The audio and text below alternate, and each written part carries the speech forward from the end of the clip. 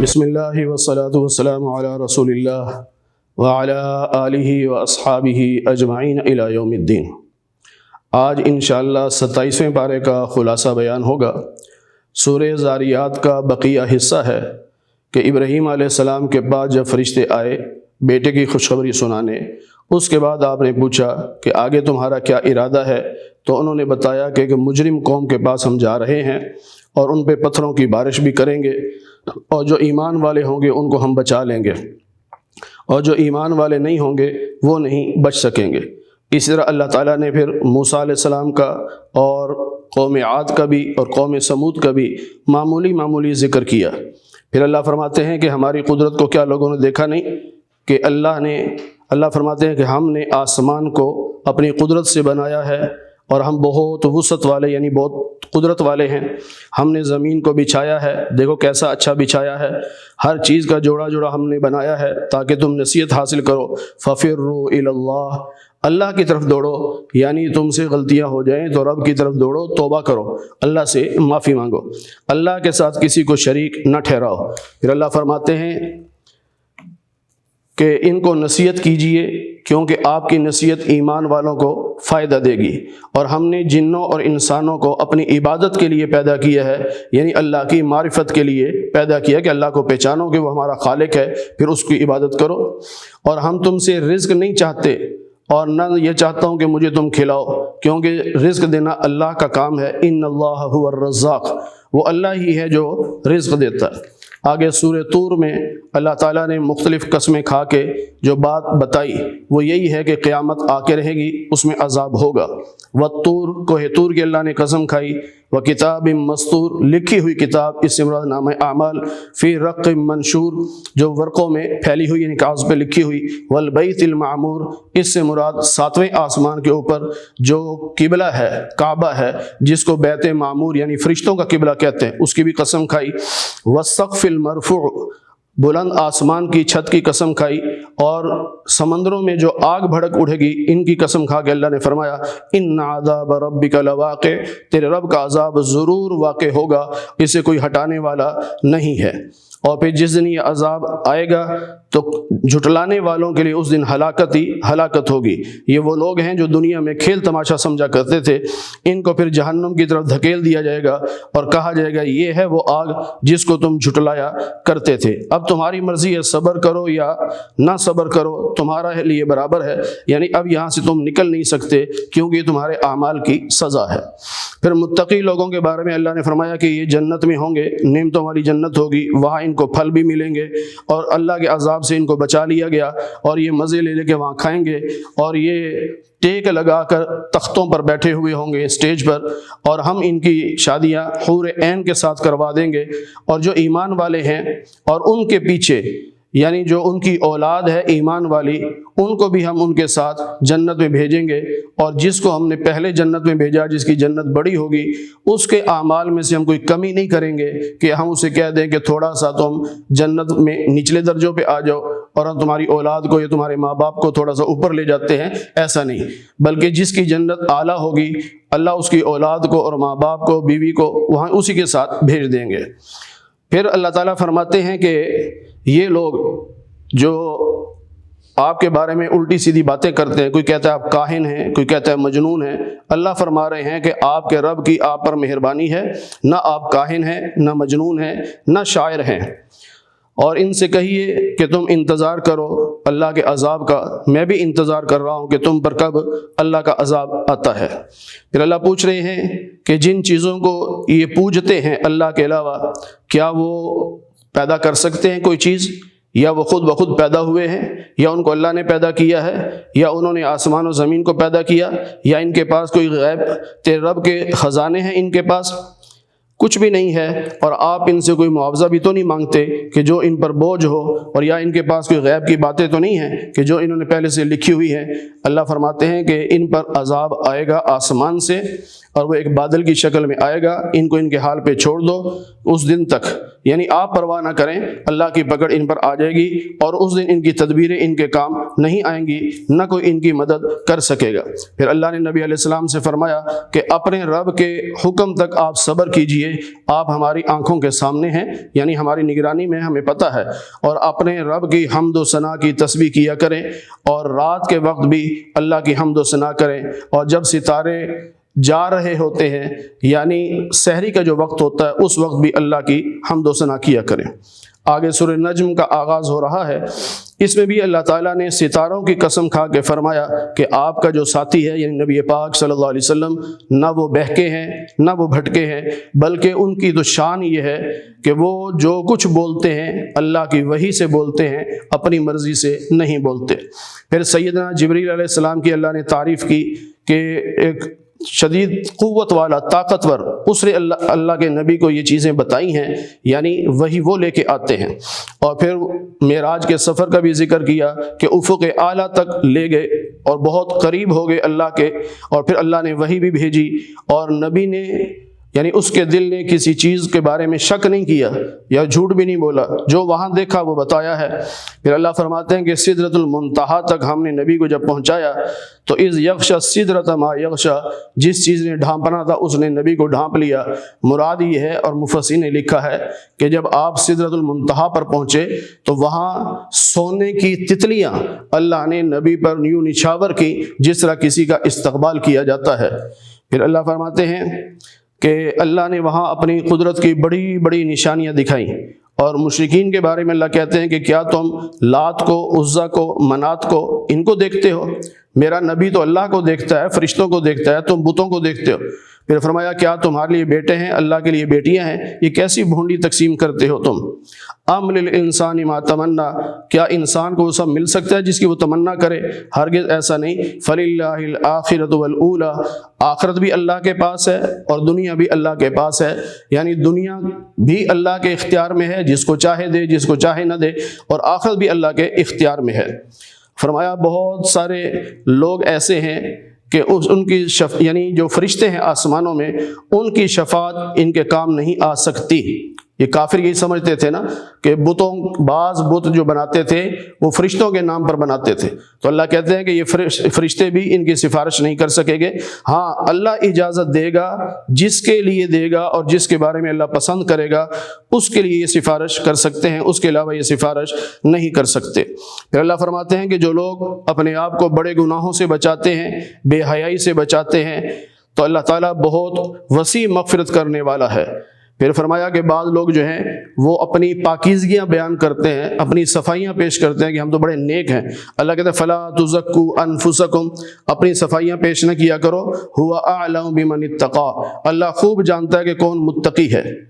اللہ فرماتا ہے کیا تم نے اس شخص کو دیکھا جس نے دین سے منہ پھیر لیا اور ایک آدمی کو کچھ مال دیا، اس نے پھر مانگا تو پھر تھوڑا سا مال اس کو دے دیا، کیا اس کے پاس کوئی غیب کا علم ہے؟ یہ ہوا اس طرح تھا کہ ولید بن مغیرہ، یہ کافروں کا سردار تھا ایک، تو یہ اسلام کی طرف متوجہ ہو گیا تھا، یہ اسلام لانا چاہتا تھا۔ کئی واقعات ہیں اس کے، تو اس کے پاس ایک دوست آیا، اسے کہا کہ تو اسلام لانا چاہتا ہے؟ اس نے کہا لانا چاہتا ہوں۔ کیوں؟ اس نے کہا جی مجھے اللہ کے عذاب سے ڈر لگتا ہے۔ اس نے کہا کہ تجھے عذاب نہیں ہوگا، تو مجھے کچھ پیسے دے دے، میں تیرا عذاب روک لوں گا۔ اس نے کچھ پیسے دے دیے، وہ اس کے بعد پھر آ گیا پیسے مانگنے، تو اس نے پھر کہا کہ اب میں نہیں دیتا۔ بہرحال بحث و بحث کے بعد کچھ پیسے دیے، اور اس نے ایک تحریر لکھ کے دے دی کہ میں تجھے عذاب سے بچا لوں گا کیونکہ تو نے مجھے اتنے پیسے دیے ہیں۔ اللہ فرماتے ہیں کیسے عجیب لوگ ہیں۔ پھر فرمایا کہ ابراہیم علیہ السلام تو وہ ہیں جنہوں نے وفا کی ہے، اور یاد رکھو کہ کوئی کسی کے گناہوں کا بوجھ نہیں اٹھائے گا۔ پھر اللہ فرماتے ہیں کہ انسان کو وہی ملے گا جو اس نے محنت کی ہوگی، یعنی ایمان لایا ہوگا تو پھر وہ جہنم سے بچے گا نا، اور اگر ایمان نہیں لایا ہوگا تو پھر جہنم سے وہ نہیں بچ سکتا۔ فرمایا اللہ ہی ہے جو ہنساتا بھی ہے، رلاتا بھی ہے، موت بھی وہی دیتا ہے، زندگی بھی وہی دیتا ہے، اور مذکر مؤنث کا جوڑا بھی اللہ ہی پیدا کرتا ہے، دوبارہ بھی اللہ ہی پیدا کرے گا، مالدار بھی اللہ ہی بناتا ہے۔ ایک ستارہ ہے جس کا نام شعراء ہے، اللہ کہتے ہیں یہ شعراء جو ستارہ ہے اس کا رب بھی اللہ ہے۔ قوم عاد کو بھی اللہ نے ہلاک کیا، قوم سمود کو بھی اللہ نے ہلاک کیا، قوم نوح کو بھی اللہ نے ہلاک کیا،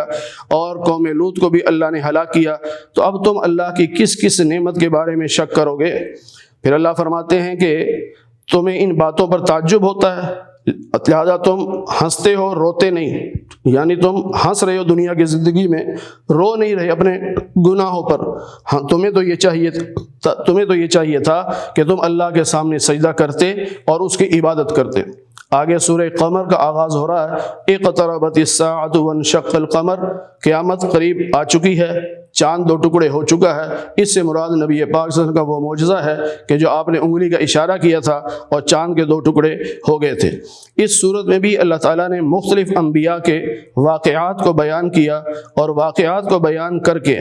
جو ہر واقعے کے بعد اللہ تعالیٰ نے ایک بات جو سمجھائی وہ یہ ہے کہ فَهَلْ مِن مُدَّكِرٍ، کیا کوئی ہے نصیحت پکڑنے والا؟ فَكَيْفَ كَانَ عَذَابِي وَنُذُرِ، تم نے دیکھا کہ میرا عذاب اور میرا ڈرانا کیسا تھا۔ وَلَقَدْ يَسَّرْنَا الْقُرْآنَ لِلذِّكْرِ، ہم نے قرآن کریم کو سمجھنے کے لیے آسان کر دیا ہے، کوئی ہے جو تم میں سے نصیحت حاصل کرے؟ تو ہر واقعے کے بعد نوح علیہ السلام کا واقعہ، پھر اس کے بعد قوم عاد کا واقعہ، پھر اس کے بعد قوم سمود کا واقعہ، پھر اس کے بعد قوم لوط کا واقعہ، یہ سارے واقعات جو پہلے بھی گزر چکے ہیں ان کو بیان کر کے اللہ تعالیٰ بار بار یہی فرما رہے ہیں کہ ہم نے قرآن کو سمجھنے کے لیے آسان کر دیا ہے، کوئی ہے جو اس سے نصیحت حاصل کرے یا اس کو یاد کرے، دونوں مطلب ہو سکتے ہیں۔ اور پھر یہ بھی فرمایا بار بار کہ فَكَيْفَ كَانَ عَذَابِي وَنُذُرِ، پھر تم نے دیکھا کہ میرا عذاب کیسا تھا۔ پھر اللہ نے فرعون کا ذکر بھی کیا کہ اس کو بھی ڈرایا گیا تھا لیکن اس نے ہماری آیات کا انکار کر دیا تھا، اور پھر اللہ کی پکڑ آئی۔ پھر اللہ فرماتے ہیں کہ ہمارے لیے قیامت کا لانا کوئی مشکل نہیں، بلکہ اس طرح کہ جس طرح آنکھ جھپکنے کی دیر ہو اتنی دیر میں ہمارا حکم ہو جایا کرتا ہے۔ اور فرمایا کہ ہر چھوٹی بڑی ہر چیز لکھی ہوئی وہ اللہ کے پاس ہے، اور قیامت کے دن وہ سب کچھ آ جائے گی۔ آگے سورہ رحمان کا آغاز ہو رہا ہے کہ الرحمن، اللہ بڑا مہربان ہے، اس نے قرآن سکھایا ہے، خلق الانسان، پھر انسان کو پیدا بھی کیا۔ اس ترتیب سے یہ معلوم ہوتا ہے کہ قرآن انسان کی تخلیق سے بھی پہلے کا ہے،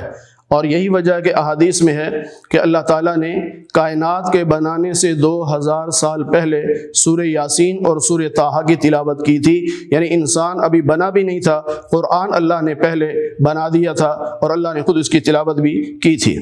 پھر اللہ فرماتے ہیں کہ سورج، چاند، ستارے، درخت، یہ سب چیزیں ہم نے بنائی ہیں، آسمانوں کو بلند کیا ہے، ترازو بھی لگایا ہے، اور یہ بھی حکم دیا ہے کہ انصاف کے ساتھ تولا کرو، تولنے میں کمی نہ کیا کرو۔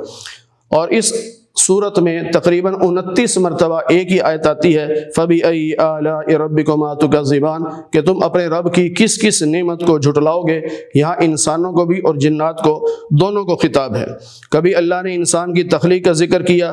اور کبھی مشرق و مغرب کا ذکر کیا، کبھی دریاؤں کا ذکر کیا، اور کبھی اللہ نے ہیرے جواہرات موتیوں کا ذکر کیا، اور پھر ہر ایک کے ذکر کے بعد یہی پوچھا کہ تم اللہ کی کس کس نعمت کو جھٹلاؤ گے۔ پھر اللہ نے یہ بھی بتایا کہ سب نے فنا ہونا ہے، بقا صرف اللہ کی ذات کو ہے۔ پھر فرمایا کہ جتنی مخلوق زمین و آسمان میں ہے ان سب سے پوچھئے، ہر ایک کی ان سب سے پوچھا جائے گا، اور ہر ایک کی شان الگ ہوگی۔ پھر فرمایا کہ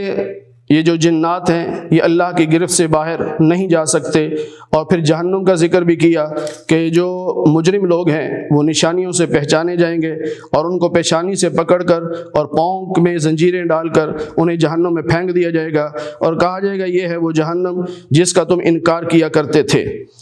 اور پھر اللہ فرماتے ہیں جو متقی لوگ ہیں ان کے لیے ہم نے 2 باغات رکھے ہیں، ان باغات کی بھی تفصیل بیان فرمائی۔ اور پھر جو تھوڑے کم درجے کے جنتی ہیں ان کی جنت کا بھی اللہ نے ذکر فرمایا۔ خاص طور پر ان آیات میں ایک چیز یہ بیان فرمائی کہ اللہ نے مسلمانوں کے لیے، ایمان والوں کے لیے جنت میں حوریں رکھی ہیں، اور وہ حوریں ایسی باپردہ ہیں کہ آج تک کسی انسان نے یا کسی جن نے نہیں دیکھا،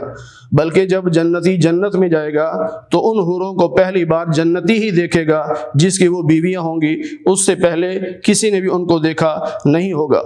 اس لیے اللہ نے فرمایا حور مقصورات فی الخیام، کہ یہ حوریں ہیں جو خیموں کے اندر چھپی ہوئی ہیں، یعنی پردہ کیا ہوا ہے۔ تو جب جنت کی حوروں کو اللہ نے پردہ کرایا ہے تو دنیا کی عورتوں کو بھی اللہ نے پردے کا حکم دیا ہے، اس پر اہتمام کرنا چاہیے۔ آگے سورہ واقعہ کا آغاز ہو رہا ہے جس کے بارے میں اللہ تعالیٰ نے فرمایا کہ قیامت قائم ہوگی اور 3 قسم کے گروہ بن جائیں گے، ایک اصحاب الیمین یعنی دائیں ہاتھ والے، اور ایک ہوں گے بائیں ہاتھ والے، اور ایک ہوں گے گے بہت اعلیٰ درجے کے جنتی۔ پھر جو اللہ کے قریبی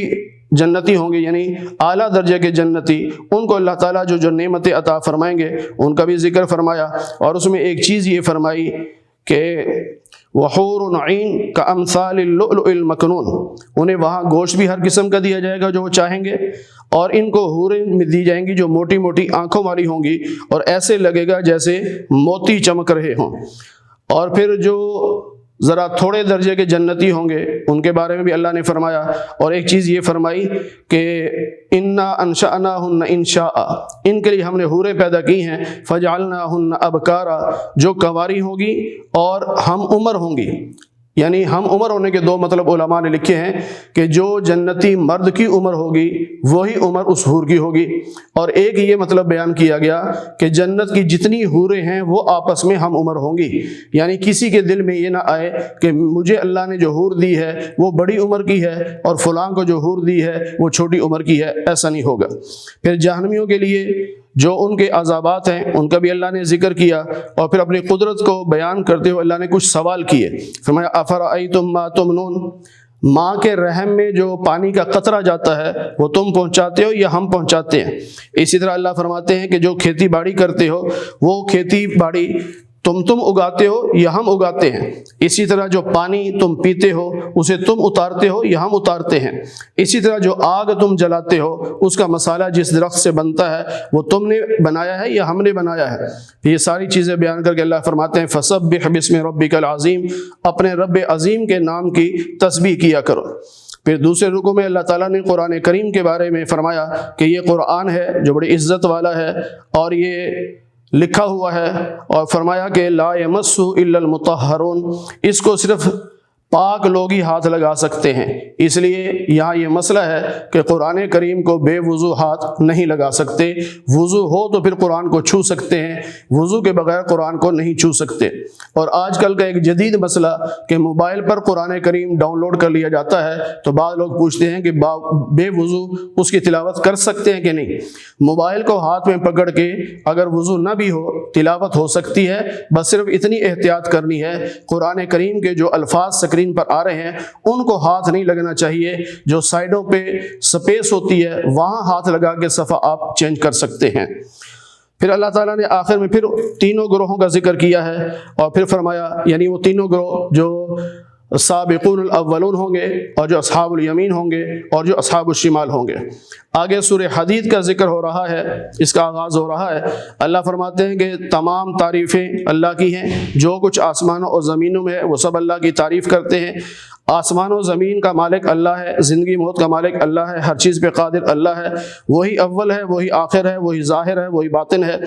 اللہ نے 6 دن میں آسمان و زمین بنائے، پھر عرش کی طرف متوجہ ہوا تو زمین سے جو چیز زمین کے اندر جاتی ہے وہ بھی، جو نکلتی ہے وہ بھی، جو آسمان سے اترتی ہے وہ بھی، جو آسمان سے چڑھتی ہے وہ بھی، سب اللہ کے علم میں ہوتا ہے۔ اور وَهُوَ مَعَكُمْ أَيْنَمَا كُنْتُمْ، تم جہاں مرضی چلے جاؤ اللہ تمہارے ساتھ ہوتا ہے۔ پھر فرمایا کہ ایمان لاؤ اللہ پر، اس کے رسول پر، اور جو تمہیں ہم نے دیا ہے اس کو اللہ کے نام پہ خرچ کرو۔ جب خرچ کرو گے تو پھر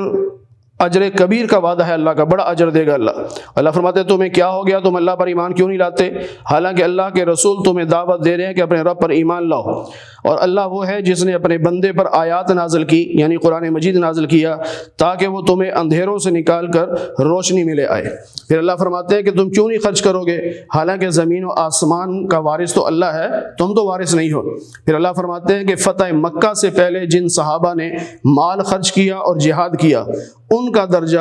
ان لوگوں سے زیادہ ہے جو فتح مکہ کے بعد ایمان لائے اور فتح مکہ کے بعد خرچ کیا، یا فتح مکہ کے بعد جہاد میں شریک ہوئے۔ ان کا ایک درجے کا فرق ہے، لیکن وَكُلًّا وَعَدَ اللَّهُ الْحُسْنَى، اللہ فرماتا تمام کے تمام صحابہ جو ہیں وہ جنتی ہیں۔ پھر اللہ تعالیٰ نے فرمایا قیامت کے دن تم مومنوں کو دیکھو گے کہ ان کے ساتھ روشنی ہوگی ان کے ایمان کی، اور وہ روشنی آگے بھی ہوگی، دائیں بھی ہوگی، اور ان کے لیے خوشخبری ہوگی کہ یہ جنت میں جائیں گے جہاں نہریں جاری ہوں گی اور یہ کامیاب لوگ ہوں گے۔ اس دن منافق لوگ کہیں گے ایمان والوں سے کہ ذرا ٹھہر جاؤ، ہمیں بھی اپنے ساتھ لے جاؤ، ہم بھی تو تمہارے ساتھ تھے۔ میدان محشر سے جب پل صراط کی طرف جائیں گے تو راستے میں ایک جگہ ہے جس کو بلیک ہول کہتے ہیں، وہ اندھیرا ہی اندھیرا ہوگا۔ اب جب وہاں پہنچیں گے تو منافق مسلمانوں سے کہیں گے، ان کے پاس وہ روشنی اپنی نہیں ہوگی، وہ کہیں گے ہمیں اپنے ساتھ لے جاؤ اپنی روشنی کے سہارے سے۔ تو پھر مومن ان سے مذاق کریں گے، انہیں کہا جائے گا کہ پیچھے روشنی مل رہی ہے وہاں سے لے لو۔ مطلب یہ تھا کہ دنیا میں ایمان اخلاص کے ساتھ لے آتے تو روشنی مل جاتی، اب یہاں تو نہ ایمان لا سکتے ہو نہ روشنی مل سکتی ہے۔ لیکن وہ سمجھیں گے کہ شاید واقعی پیچھے روشنی مل رہی ہے، وہ پیچھے مڑیں گے۔ اللہ فرماتے ہیں کہ ہم درمیان میں دیوار کھڑی کر دیں گے اور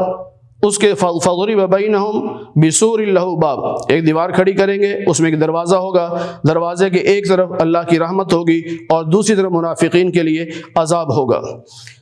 پھر اللہ فرماتے ہیں کہ آج کے دن یعنی قیامت کے دن کسی سے فدیہ قبول نہیں کیا جائے گا، کہ کافر فدیہ دینا چاہے تو نہیں قبول کیا جائے گا، ان کا ٹھکانہ جہنم ہی ہوگا۔ اللہ تعالیٰ نے ایمان والوں کو یہ بتایا کہ دیکھو ان اللہ یحیی الارض بعد موتها، زمین جب مردہ ہو جاتی ہے اسے اللہ ہی زندہ کرتا ہے، اور یہ تمہیں اللہ اس لیے سمجھا رہا ہے کہ تاکہ تم عقل سے کام لو کہ جو اللہ مردہ زمین کو زندہ کرتا ہے وہ مردہ انسان کو بھی قیامت کے دن دوبارہ زندہ کرے گا۔ جو صدقہ دینے والے لوگ ہیں، مرد ہوں چاہے عورت، وہ اللہ کو قرض حسنہ دے رہے ہیں اور اللہ تعالیٰ ان کو کئی گنا بڑھا کر اجر دے گا۔ پھر اللہ تعالیٰ فرماتے ہیں کہ دنیا کی زندگی کی مثال سمجھ لو تو کھیل تماشا ہی ہے، یہی دنیا کا فخر ہے، بس مال کی کثرت یا اولاد کی کثرت۔ ان سب کی مثال اللہ فرماتے ہیں کہ جیسے بارش اترتی ہے اور اس کے بعد فصل پیدا ہوتی ہے، پھر فصل جو ہے وہ پک جاتی ہے اور پھر ایک وقت آتا ہے کہ اس کو کاٹ کر اس فصل کو پھر چورا بنا دیا جائے، کورے کرکٹ میں وہ چلی جاتی ہے۔ بس انسان کی زندگی بھی ایسے ہی ہے، پھر یا تو یہ آخرت میں عذاب بھگتے گا اور یا اس کو اللہ کی طرف سے مغفرت اور اللہ کی رضا حاصل ہوگی۔ پھر اللہ تعالیٰ فرماتے ہیں کہ تمہیں کوئی مصیبت پہنچے زمین میں تو اس کو برا نہ سمجھنا، بلکہ یہ سمجھنا کہ اللہ کی طرف سے ہے، اور اگر کوئی اچھی بات پہنچے وہ بھی اللہ کی طرف سے۔ یعنی تمہارے حالات جیسے بھی ہوں سمجھو کہ اللہ میرا امتحان لے رہا ہے اور یہ میرے اللہ کی طرف سے ہے۔ اس لیے اللہ فرماتے ہیں کہ تاکہ تم کسی چیز کے گم ہو جانے پر یا ضائع ہو جانے پر افسوس نہ کرو، اور جو تمہیں مل جائے اس پہ تم تکبر نہ کرو۔ اور فرمایا تکبر کرنے والے، فخر کرنے والے تو وہ لوگ ہیں جو بخل کرتے ہیں اور لوگوں کو بھی بخل کا حکم دیتے ہیں۔ اللہ فرماتا ہے کہ ہم نے رسولوں کو معجزات دے کر بھیجا، کتابیں بھی دے کر بھیجا، اور میزان یعنی عدل و انصاف بھی دے کر بھیجا تاکہ لوگوں کے درمیان انصاف کریں، اور ہم نے لوہا بھی اتارا یعنی لوہا دیا ان کو جس میں شدید لڑائی ہے، یعنی لوہے کے ذریعے سے مختلف چیزیں بنا کر ہتھیار بنائے جاتے ہیں اور لوگوں کے فائدے بھی ہیں اس میں۔ اور یہ سارا اس لیے کیا تاکہ اللہ یہ دیکھنا چاہتے ہیں، یعنی دنیا کو بتانا چاہتے ہیں کہ کون ہے جو اللہ اور اس کے رسول کی مدد کرتا ہے بن دیکھے۔ پھر اللہ فرماتے ہیں کہ ہم نے نوح علیہ السلام، ابراہیم علیہ السلام کو بھی نبوت دی، ان کو رسول بنا کے بھیجا، ان کو کتاب بھی دی۔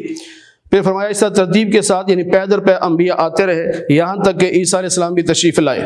تو عیسیٰ علیہ السلام کے جو ماننے والے تھے ان کے دلوں میں کچھ نرمی تھی، جیسے چھٹے پارے کے آخر میں گزرا ہے کہ جو یہودی اور مشرک ہیں وہ مسلمانوں کے بارے میں بڑے سخت دل ہیں، لیکن جو عیسائی ہیں وہ مسلمانوں کے بارے میں کچھ نرم دل ہیں۔